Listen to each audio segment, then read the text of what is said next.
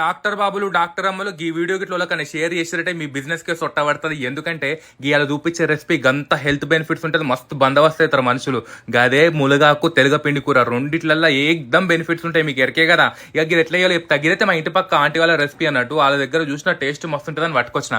ముందుగా కుండలో 2 గిన్నెల నీళ్ళు పోసుకొని అలా ఉప్పు పసుపు కారం వేసుకోవాలి. ఆ జర్ర మరిగేటప్పుడు ఉల్లిగడ్డలు పచ్చిమిరకాయలు వేసుకోవాలి. అందులోనే కళ్యామాకు కూడా వేసుకోవాలి. ఇక మంచిగా అడిగి పెట్టుకున్న ములగాకు ఉంటుంది కదా అది వేసుకొని ఉడికేటప్పుడు తెలగపిండి వేసుకోవాలన్నట్టు. తెలగపిండి అంటే మీకు ఎరికే కదా, మనం నువ్వుల నూనె పెడతాం కదా, నూనె అంతా వెనక మంచిగా ఫైబర్ ప్రోటీన్ ఏదైతే ఉంటుందో అది ఆ పొడి అన్నట్టు, నువ్వుల పొడి అది కూడా వేసి కలుపుకున్నారు అనుకో మంచిగా గుడ్డు పొట్టు లాగా అవుతుంది. ఇక తాలింపులకు జర్రంతా నూనె వేసుకొని అందులో ఆవాలు జీలకర్ర మినపప్పు శనగపప్పు ఎండిమిరపకాయలు కళ్యామాకు ఎల్లిపాయలు ఇంగువ వేసుకోవాలి. ఇక తర్వాత గిది కూడా వేసుకొని కలుపుతుంటేనే వాసన మంచిగా వస్తుంటది. అసలు నూనె ఉండదు, నువ్వులంతా నూనె తీసేస్తాం కదా, మంచిగా ఫైబర్ ప్రోటీన్ ఉంటుంది అన్నట్టు.